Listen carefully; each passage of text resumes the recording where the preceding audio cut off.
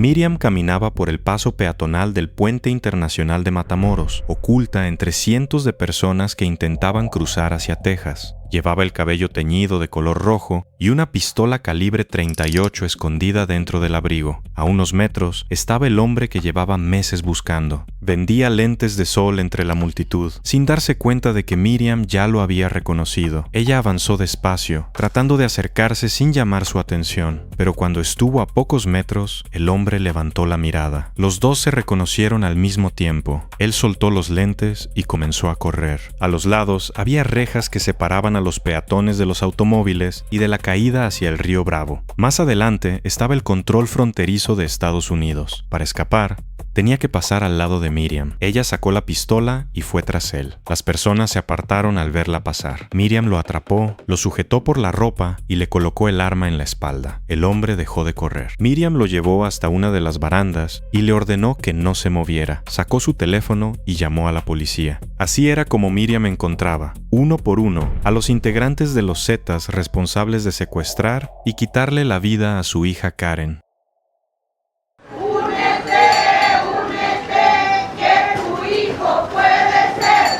Hubo una fuga masiva de reos, todos sabemos. Se fugan 2 reos de los secuestradores de mi hija. Pedí seguridad en lo que este reo fuera recapturado, que hasta fecha no ha sucedido. Miriam nació el 5 de febrero de 1960 en San Fernando, Tamaulipas. Era una persona amable, de carácter fuerte y muy difícil de detener cuando se proponía algo. Estaba casada con Luis. Juntos tuvieron a Luis Héctor, Azalea y Karen, la menor. La familia tenía un negocio llamado Rodeo Butts, donde vendían botas, sombreros y ropa vaquera. Karen solía ayudar en el negocio mientras terminaba sus estudios. Miriam iba seguido a McAllen, donde cuidaba niños y limpiaba casas para ganar un poco más de dinero. Karen decidió quedarse en San Fernando para terminar la escuela. En esos años, la ciudad estaba controlada por grupos relacionados con los Zetas. Las desapariciones eran frecuentes y muchas familias tenían miedo de hablar con la policía. Miriam conocía el peligro, pero hasta ese momento su vida seguía siendo la de cualquier otra madre. Ganarse la vida, mantener el negocio y cuidar a su familia. Todo cambió una madrugada cuando Azalea la llamó mientras se encontraba en McAllen. Karen había desaparecido. El 22 de enero de 2014, Karen salió en la camioneta de su familia para hacer algunas compras en San Fernando. En algún punto del camino, 2 vehículos le cerraron el paso. Varios hombres armados descendieron y la obligaron a volver a su casa. Una vez dentro, cortaron los cables del teléfono y revisaron las habitaciones. Después, se quedaron esperando la llegada de algún familiar. Pero quien apareció fue Carlos, un mecánico conocido por la familia. Miriam había quedado con él para que revisara uno de sus vehículos. Carlos llegó acompañado por uno de sus primos. 2 hombres abrieron la puerta, les explicaron que Karen no estaba y los invitaron a esperarla dentro. En cuanto entraron, comprendieron que algo estaba mal. Karen estaba atada y había hombres armados cuidándola. Carlos y su primo también fueron sometidos. Tiempo después, los 3 fueron llevados a otro lugar. Cuando la familia notó la ausencia de Karen, Azalea fue a revisar la casa. Encontró los cables cortados, varios objetos fuera de lugar y la bolsa de su hermana todavía dentro. Cerca de las 4 de la mañana del 24 de enero, Azalea llamó a Miriam, quien se encontraba en McAllen. Le contó que se habían llevado a Karen. Miriam guardó algunas pertenencias, escribió una nota para sus empleadores y tomó un autobús hacia San Fernando. Durante el trayecto,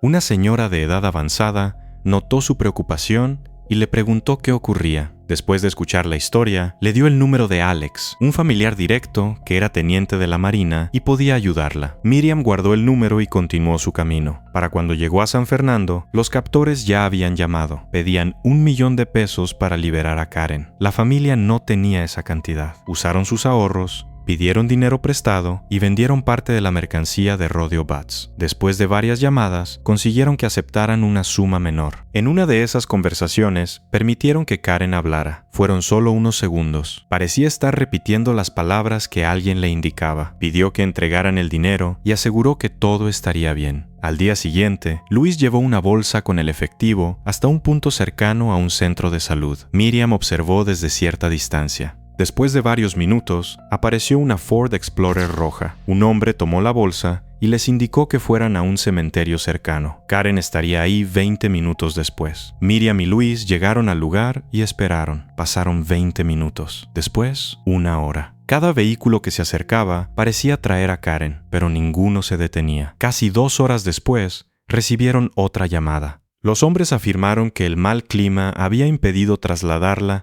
y prometieron llevarla al día siguiente. Karen tampoco regresó. Poco tiempo después, la madre de Carlos llegó a la casa. Su hijo también estaba desaparecido y le pedían dinero para liberarlo.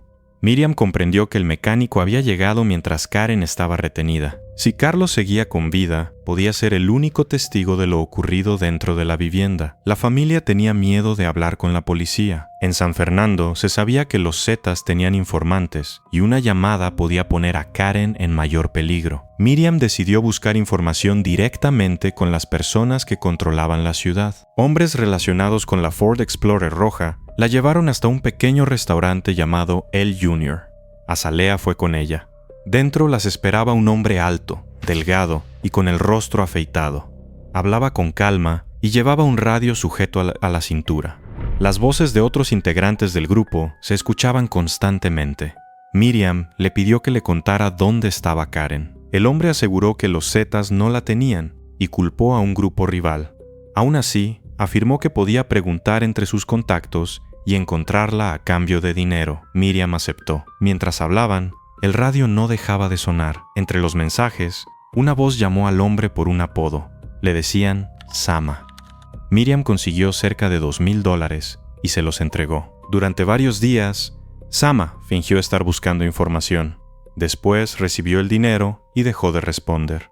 La familia había pagado el rescate y también por información, pero Karen seguía sin aparecer. Alrededor de un mes después, Miriam habló con Azalea. Le confesó que ya no creía que Karen regresara con vida. Después tomó una libreta y escribió el único nombre que tenía: Sama.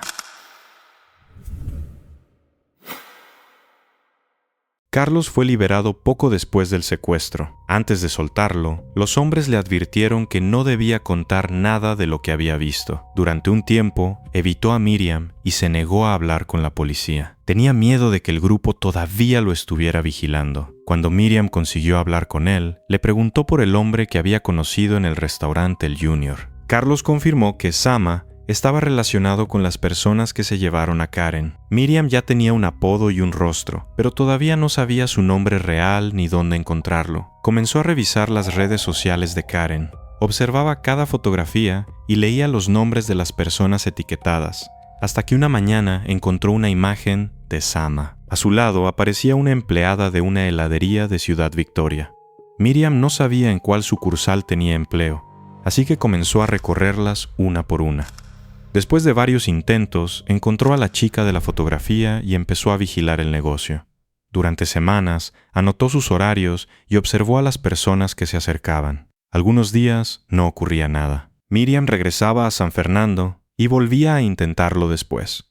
Finalmente, Sama apareció. Miriam esperó a que saliera con la empleada y lo siguió por las calles de Ciudad Victoria. La pareja llegó a un vecindario y entró en una casa. Miriam anotó la dirección y llevó la información a la policía. Los agentes le explicaron que no podían entrar por él. Tenían el apodo, la fotografía y la casa donde se escondía, pero necesitaban conocer su nombre verdadero. Miriam decidió conseguirlo sola. Se cortó el cabello, lo tiñó de color rojo y usó una identificación relacionada con un antiguo empleo en el área de salud. Después, regresó al vecindario fingiendo que hacía una encuesta. Fue tocando puerta por puerta para no levantar sospechas. Preguntaba los nombres y las edades de quienes vivían en cada casa. Cuando llegó al domicilio que buscaba, mantuvo la misma actitud y consiguió el nombre completo de Sama, su fecha de nacimiento y parte de su información familiar. Miriam volvió con los agentes y les entregó todo. Pero cuando la policía fue a buscarlo, Sama ya había escapado. Miriam guardó la información dentro de un portafolio negro. Ahí comenzó a reunir fotografías, teléfonos, direcciones y nombres de familiares relacionados con cada persona. También recordó el número que había recibido durante su regreso desde McAllen. Se comunicó con Alex y empezó a compartir la información sobre integrantes de los Zetas y los lugares que usaban en San Fernando. El 9 de marzo de 2014, Miriam estaba cerca de la plaza principal cuando vio a dos muchachas con una computadora portátil. Era la computadora de Karen. Una de ellas se llamaba Margarita. A la otra la llamaremos Jessica. Miriam habló con Alex. Poco después llegaron varios marinos y detuvieron a las dos. Las muchachas hablaron de un antiguo basurero en las afueras de San Fernando. El grupo usaba ese lugar para mantener personas retenidas y esconder vehículos. Miriam subió con los marinos y salió hacia el sitio. El camino estaba cubierto de vegetación. Más adelante aparecieron varias construcciones pequeñas, un tractor viejo y un árbol grande del que colgaba una cuerda. Miriam se quedó cerca de los vehículos mientras los marinos avanzaban. Desde las construcciones comenzaron a dispararles, y ellos respondieron. Al terminar el enfrentamiento, 6 integrantes del grupo habían perdido la vida y 3 personas retenidas fueron encontradas con vida. Dentro había armas, vehículos desarmados, ropa y objetos de diferentes víctimas. Entre ellos, Miriam reconoció una bufanda de Karen y una parte del asiento de su camioneta. Karen había estado ahí, pero no apareció. Después de aquel operativo, Miriam entendió que necesitaba capturar con vida a quienes conocían la historia. Solo así podría descubrir dónde estaba Karen y quiénes habían participado. Por medio de un contacto, conoció a un agente federal dispuesto a ayudarla. Se reunieron en el Junior y Miriam colocó sobre la mesa todo lo que guardaba en su portafolio. El agente no podía creer que ella hubiera reunido sola tanta información. Pasaron varios meses sin que nadie volviera a ver a Sama.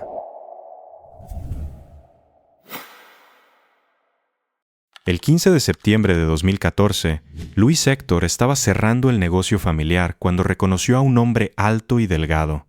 Era el mismo rostro que su madre le había mostrado tantas veces. Luis comenzó a seguirlo y llamó a Miriam. Ella avisó al agente federal y le fue dando la ubicación. Sama caminó hacia el centro de Ciudad Victoria sin darse cuenta de que lo rodeaban. Cerca de la plaza, varios policías aparecieron frente a él. Sama intentó resistirse. Comenzó a gritar y aseguró que tenía un problema en el corazón. Los agentes lo subieron a un vehículo. Después de casi 8 meses, Miriam había encontrado al primer hombre de su lista. Durante el interrogatorio, Sama negó haber participado directamente en lo ocurrido con Karen. Aceptó que conocía al grupo, pero aseguró que él no estaba presente cuando le quitaron la vida. Los policías continuaron presionándolo hasta que comenzó a dar nombres. Uno de ellos era un hombre al que llamaban Cristiano. Solía quedarse en una esquina de la colonia Horacio Terán, en Ciudad Victoria, donde vendía pequeñas cantidades de marihuana. Al día siguiente, el agente federal que ayudaba a Miriam fue hasta el lugar. Encontró al hombre donde Sama había indicado y lo detuvo con varias bolsas de marihuana. Su nombre era Christian y tenía 18 años. Al principio tampoco quiso hablar.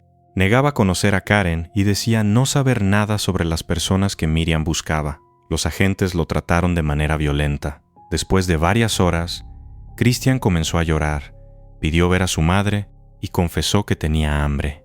Miriam estaba ahí acompañada por su amiga Idalia. A pesar de que Christian podía estar relacionado con el caso, Miriam salió a comprarle comida. Regresó con pollo frito y una Coca-Cola. Se la entregó y esperó a que terminara. Después de comer, Christian comenzó a hablar. Contó que el grupo había tomado a Karen para pedir dinero por ella, pero la situación cambió cuando revisaron su teléfono. Encontraron fotografías de hombres armados y personas que relacionaban con un grupo rival. A partir de esas imágenes, pensaron que Karen podía estar vinculada con sus enemigos. No había pruebas de que ella perteneciera a ningún cártel. Fue una conclusión a la que llegaron sus captores después de revisar el teléfono. Christian mencionó a varios integrantes de la célula y explicó las funciones que cumplían. Había hombres encargados de vigilar, otros que hacían las llamadas y algunas chicas que cuidaban a las personas retenidas. Miriam escuchó y anotó cada nombre. Después de varias horas, Christian aceptó llevarlos al lugar donde habían ocultado a Karen. Los policías lo subieron a un vehículo y le pidieron que indicara el camino.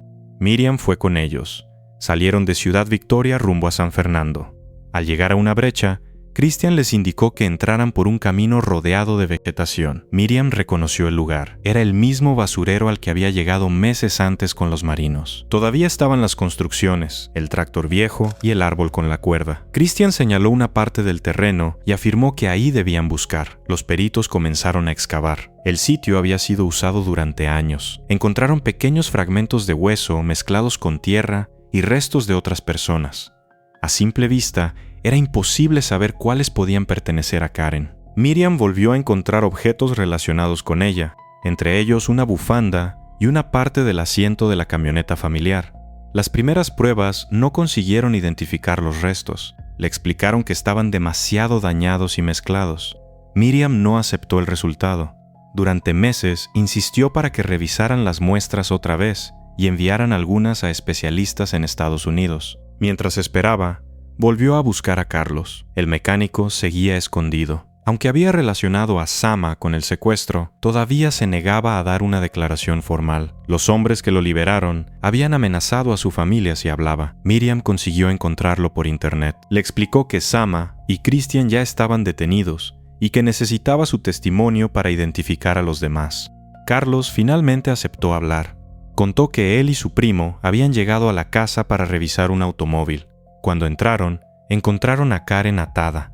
A ellos también los ampieron y más tarde los llevaron al basurero. Durante el tiempo que estuvieron retenidos, Carlos escuchó nombres y observó los rostros de varias personas. También presenció las llamadas para pedir dinero. Confirmó que el grupo recibió el pago, pero no tenía intención de liberar a Karen. Las fotografías encontradas en su teléfono habían cambiado la forma en que la trataban. Carlos explicó que 2 hombres llevaron a Karen hasta el árbol y le quitaron la vida usando una cuerda. Él y su primo presenciaron todo. Después les advirtieron que también podían acabar con ellos porque habían visto demasiado. Sin embargo, terminaron liberándolos con la amenaza de regresar si hablaban. Carlos recordó varios apodos. Entre ellos estaban Comandante Cherokee, Ulises y La Machorra. Con su declaración, la lista de Miriam llegó a tener cerca de 10 personas. Meses después, llegaron los resultados de las nuevas pruebas. Un pequeño fragmento de fémur coincidía con el ADN de Karen. La familia recibió solamente una parte de sus restos. Cerca de un año después de la desaparición, pudieron hacer un funeral. Al terminar, Azalea le preguntó a su madre si ahora dejaría de buscar a los responsables. Para Miriam, aquella pequeña cantidad de restos no representaba a Karen completa. Guardó otra vez la lista dentro de su portafolio negro. Todavía faltaban varios nombres.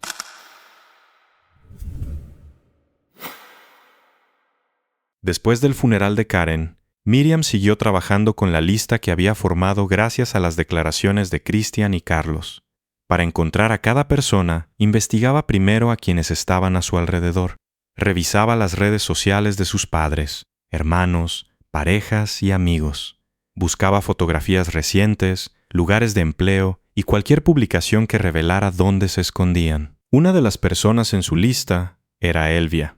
Miriam la conocía desde antes. Poco después de visitar el basurero, la encontró en un restaurante de carne asada ubicado cerca del camino que llevaba hasta ese lugar. Miriam le preguntó si sabía algo sobre Karen. Elvia respondió que no.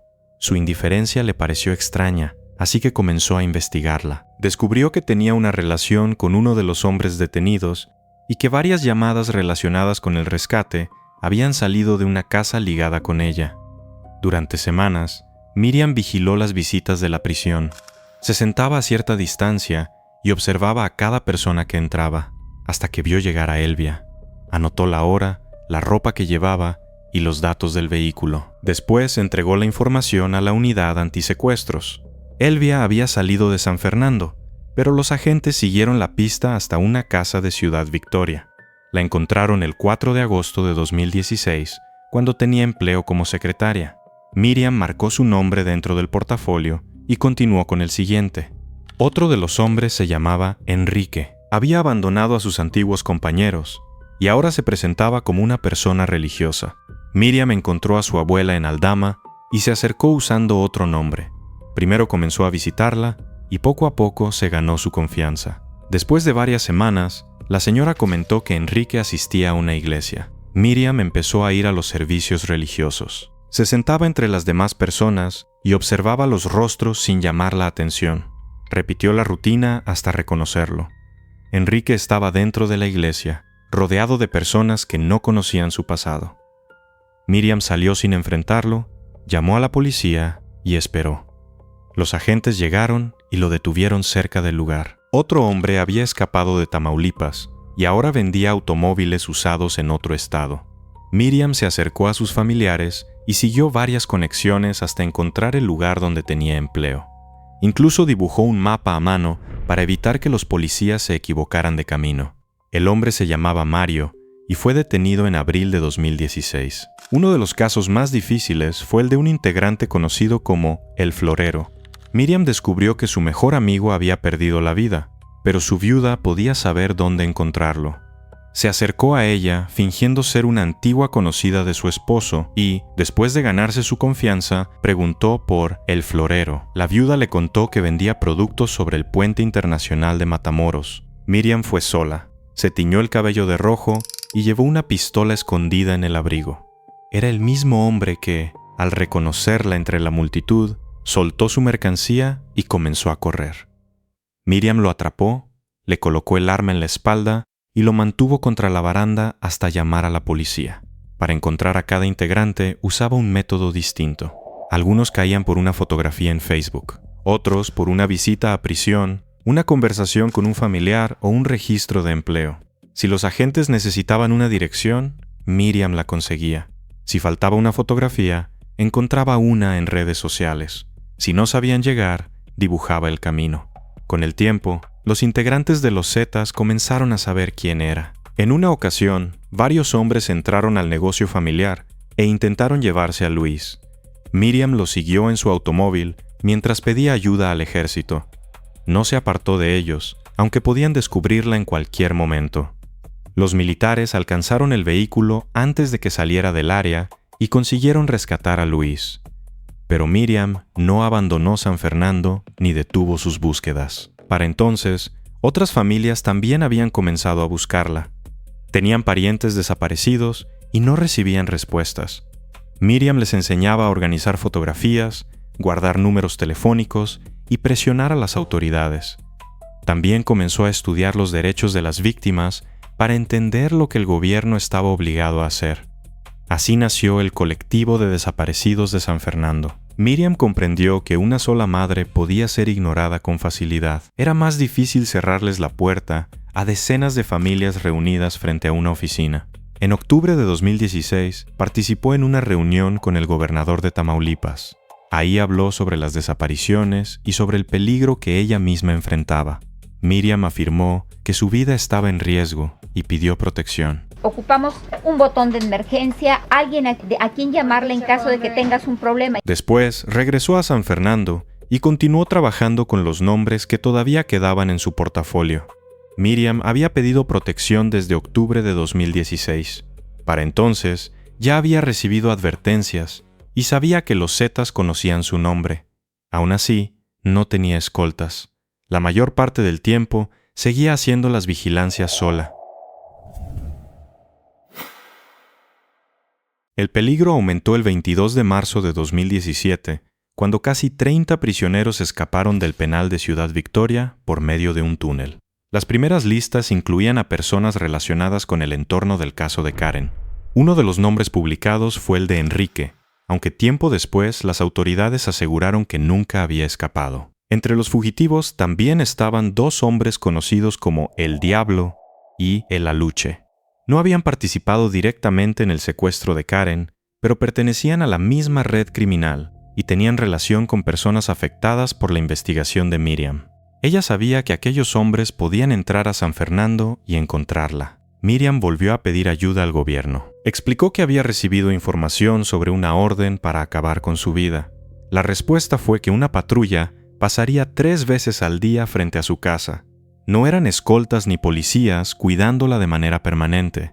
Los agentes solo recorrerían la calle en diferentes horarios y después continuarían su camino. Miriam también recibió un número para pedir ayuda en caso de peligro, pero cuando intentaba comunicarse, no siempre le respondían.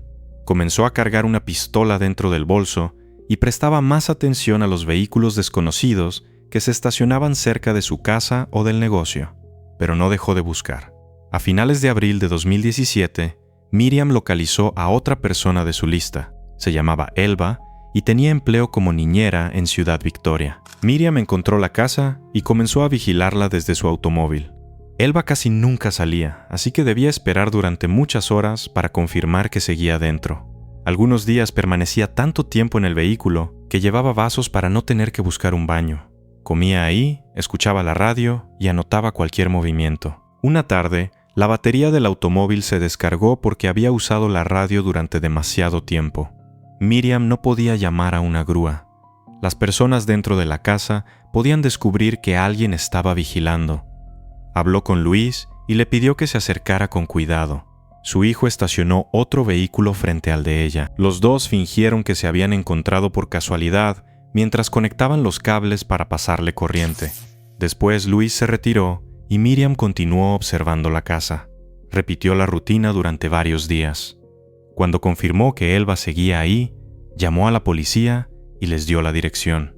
Los agentes tardaron en llegar, pero Miriam permaneció cerca para evitar que escapara. Finalmente, aparecieron varias unidades.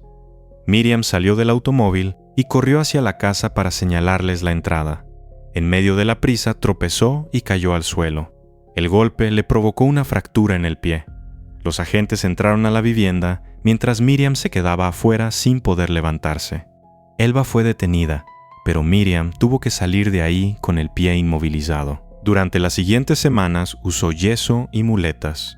Su familia esperaba que la lesión la obligara a descansar, pero Miriam seguía pendiente del colectivo y de las personas que faltaban en su lista. También continuaba observando cualquier vehículo desconocido cerca de su casa. Sabía que varios integrantes de la misma red estaban libres, y ella seguía viviendo sin protección permanente en San Fernando. El 10 de mayo de 2017, Miriam pasó parte del día con Azalea. Comieron juntas por el Día de las Madres y hablaron sobre la familia. Luis Héctor se encontraba en Ciudad Victoria y planeaba visitarla más tarde. Miriam todavía llevaba el pie inmovilizado por la caída que había sufrido durante la detención de Elba. A pesar de eso, por la tarde fue a su pequeño negocio para revisar cuentas y ordenar algunos recibos. A las 10:21 de la noche cerró el local, subió a su vehículo y comenzó a manejar hacia su casa, en la colonia Paso Real. Poco después apareció una camioneta blanca. El vehículo mantuvo cierta distancia mientras Miriam avanzaba por las calles de San Fernando. Las cámaras de seguridad registraron a los dos automóviles siguiendo la misma ruta durante casi 15 minutos. Miriam llegó a su casa cerca de las 10:35. Estacionó frente a la vivienda y apagó el motor. La camioneta blanca entró a la colonia unos segundos después y se detuvo cerca de ella. Un hombre descendió de la camioneta y caminó en su dirección. Miriam apenas tuvo tiempo de reaccionar. El atacante sacó un arma y disparó varias veces. Después, regresó a la camioneta y escapó rumbo a la carretera San Fernando Jiménez. Todo ocurrió en menos de un minuto. Luis estaba dentro de la casa cuando escuchó las detonaciones. Salió y encontró a Miriam sobre el suelo, cerca de su automóvil. Ella todavía estaba con vida. Tenía una mano dentro del bolso, cerca de la pistola que cargaba para defenderse. Posiblemente intentó alcanzarla, pero el ataque fue demasiado rápido. Su familia la llevó al hospital de San Fernando. Miriam perdió la vida cerca de las 10:45 de la noche. Tenía 57 años. La camioneta blanca había escapado, pero las cámaras registraron parte de la ruta y algunas de sus características. Para las personas cercanas a Miriam, el motivo era claro.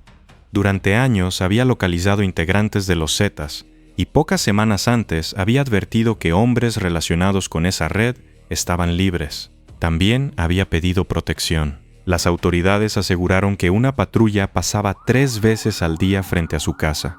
Sin embargo, ningún policía estaba ahí cuando la camioneta siguió a Miriam durante 15 minutos y se detuvo frente a su vivienda. La fecha hizo que el caso tuviera un impacto todavía mayor. Miriam perdió la vida la noche del Día de las Madres, después de pasar años buscando respuestas por Karen. Durante el funeral, Luis Héctor estaba rodeado de comerciantes, vecinos e integrantes de colectivos que habían recibido ayuda de Miriam. En medio de la reunión, un conocido le avisó que alguien quería hablar con él. Luis fue llevado hasta una camioneta estacionada cerca del lugar.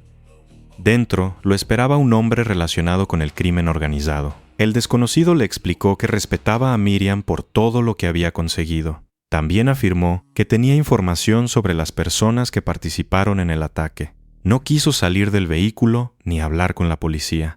Solamente le entregó a Luis un número telefónico y un apodo: El Aluche. Mientras tanto, los investigadores revisaban las cámaras de San Fernando. 3 días después encontraron la camioneta blanca. El vehículo pertenecía a un hombre llamado Alfredo. Los agentes lo detuvieron el 14 de mayo, 4 días después del ataque. Alfredo contó que varios fugitivos del penal de Ciudad Victoria le habían pedido ayuda para hacer un trabajo en San Fernando. Solo le explicaron que se trataba de una operación contra una señora. Cuando los policías le mostraron varias fotografías, identificó a 3 hombres. Los conocía como El Flaco, El Diablo y El Aluche. El Flaco fue detenido el 18 de mayo en Apodaca, Nuevo León, durante un operativo relacionado con otro caso. Aceptó que había estado en San Fernando durante los días del ataque, pero se negó a hablar sobre Miriam. El Diablo y El Aluche seguían escondidos. A finales de junio, las autoridades ofrecieron $1,000,000 por información que ayudara a encontrarlos. Luis comparó las fotografías publicadas con el apodo y el número que había recibido durante el funeral. Después, abrió el portafolio negro de su madre. Luis comenzó de la misma manera que su madre, revisando Facebook. Buscó el apodo de El Aluche, observó fotografías y leyó publicaciones sobre la estructura de los Zetas en San Fernando. También habló con contactos que conocían los movimientos del grupo. Poco a poco consiguió relacionar el apodo con un nombre específico. El número recibido durante el funeral también comenzó a dar resultados. Los investigadores intervinieron la línea y escucharon conversaciones entre integrantes de la organización. Mientras la policía seguía las llamadas, Luis buscó a los familiares y conocidos de El Aluche. Finalmente, consiguió una dirección en San Fernando y convenció a varios agentes para que fueran por él.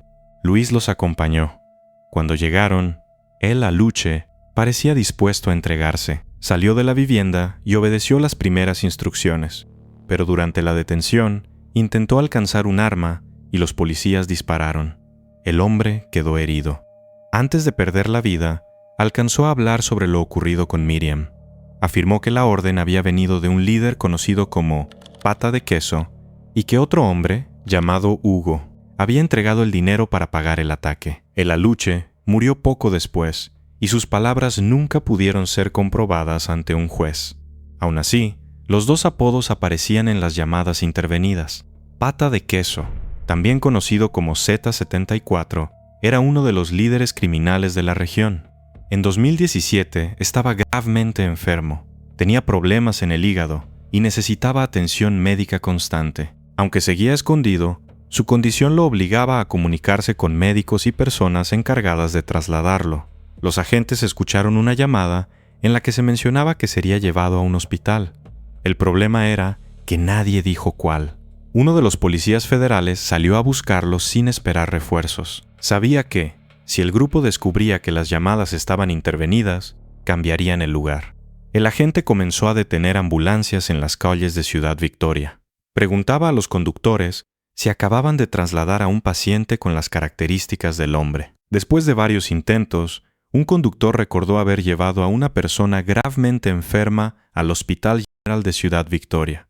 El policía fue hasta ahí. Al llegar, encontró a un hombre vigilando uno de los pasillos. Gracias a las llamadas, conocía los apodos de varias personas cercanas a Pata de Queso. El agente se acercó, mencionó uno de esos nombres y fingió que también formaba parte del grupo. El guardia le permitió pasar. Pata de Queso estaba dentro de una habitación, conectado al equipo médico y acompañado por personas de confianza. El policía entró, se identificó y lo detuvo antes de que los demás comprendieran lo que ocurría. Durante el traslado, Luis consiguió hacerle una pregunta. Quería saber por qué habían decidido acabar con Miriam. La respuesta fue que ella se había convertido en un problema demasiado grande. Había encontrado a muchas personas, conocía la forma en que operaban y seguía entregando información a la policía. Para el grupo, permitir que continuara era más peligroso que detenerla, pero Pata de Queso nunca recibió una condena por ordenar el ataque. Su enfermedad estaba muy avanzada y murió poco después de ser detenido. La investigación continuó con el Hugo.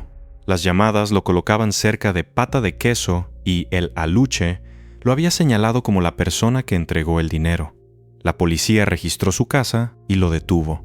Dentro encontraron una pequeña cantidad de marihuana, pero nada que demostrara su participación en la muerte de Miriam. No había un pago registrado, una grabación con la orden ni alguien dispuesto a declarar formalmente en su contra. Los agentes tuvieron que liberarlo esa misma noche. Tiempo después fue detenido por otro caso, pero la muerte de Miriam nunca quedó relacionada con él dentro de una sentencia. Luis continuó ayudando durante un tiempo. Revisaba mensajes, entregaba direcciones y buscaba a las personas relacionadas con los apodos que aparecían. Pero la investigación comenzó a consumirlo. Tenía una familia y sabía que los mismos hombres que siguieron a su madre podían comenzar a seguirlo, y temía que sus seres queridos fueran usados para obligarlo a detenerse. Mientras tanto, la policía todavía buscaba a El Diablo.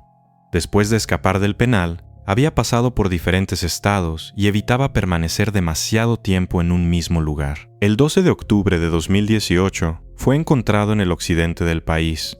Los agentes lo detuvieron y lo trasladaron a Tamaulipas. Con su captura, todos los hombres señalados como participantes directos en el ataque contra Miriam habían sido localizados. La investigación de Miriam ayudó a capturar a 9 personas relacionadas con el secuestro y asesinato de su hija Karen. El primero fue Uriel, conocido como Sama. Participó en el secuestro y después engañó a Miriam prometiéndole información a cambio de dinero. Cuando fue detenido, reveló los nombres de otros integrantes de la organización. No se conoce públicamente la condena que recibió. Uno de esos nombres era Christian. También participó en el secuestro y sabía dónde habían ocultado los restos de Karen. Después de ser capturado, llevó a la policía hasta el lugar. Años más tarde fue trasladado a otro penal, pero su condena final no se hizo pública. Elvia era pareja de uno de los secuestradores, y desde su casa se realizaron varias llamadas para exigir el rescate. Pasó cerca de 5 años en prisión, pero recuperó su libertad porque era menor de edad cuando ocurrió el crimen. Juan Carlos y Mario también fueron procesados por participar en el secuestro y asesinato. Ambos salieron libres por haber sido menores. Mario había recibido una condena de 8 años, aunque solamente pasó cerca de 5 encerrado. Enrique participó directamente en el secuestro y asesinato de Karen. Miriam lo encontró dentro de una iglesia. En 2025 recibió la condena más alta del caso, 131 años de prisión. Elva era una de las mujeres vinculadas con la misma organización. Miriam la encontró trabajando como niñera en Ciudad Victoria y ayudó a que fuera detenida. Después de su captura, no volvió a conocerse públicamente cómo terminó su proceso. Alejandra, conocida como la Machorra, fue señalada por torturar a Karen durante el secuestro. Escapó hasta Veracruz, donde fue detenida gracias a las pistas que Miriam había reunido antes de morir. Tampoco se conoce públicamente si recibió una condena. El último era conocido como el Florero. Había dejado a los Zetas y trabajaba como vendedor ambulante. Miriam lo encontró en el puente de Matamoros, corrió detrás de él y lo retuvo hasta que llegó la policía. Su verdadero nombre y lo que ocurrió después nunca fueron revelados. Pero la búsqueda de Miriam también convirtió a la organización en su enemiga. Ellos la asesinaron porque se volvió una amenaza. Las autoridades identificaron a 4 hombres como los responsables. Alfredo Misael era el dueño de la camioneta utilizada para seguirla. Fue detenido 4 días después y recibió una condena de 15 años. Edwin, conocido como el Flaco, fue señalado como parte del grupo que viajó a San Fernando para asesinarla. Fue capturado en Nuevo León por otro crimen y recibió una condena de 41 años, pero no por la muerte de Miriam. Eric, conocido como el Diablo, se había fugado del penal de Ciudad Victoria. Permaneció escondido hasta que fue encontrado en Jalisco. Por el asesinato de Miriam, recibió solamente 10 años de prisión. Juan Manuel, el Aluche, también había escapado del penal. Murió meses después cuando la policía intentó detenerlo. Nunca se hizo público cuál de los 4 fue el hombre que bajó del vehículo y disparó contra Miriam. La investigación de su hijo Luis apuntó todavía más arriba. El aluche habría señalado a Pata de Queso como el hombre que organizó el asesinato y a El Hugo como quien entregó el dinero. Pata de Queso fue capturado dentro de un hospital y murió poco después debido a una enfermedad.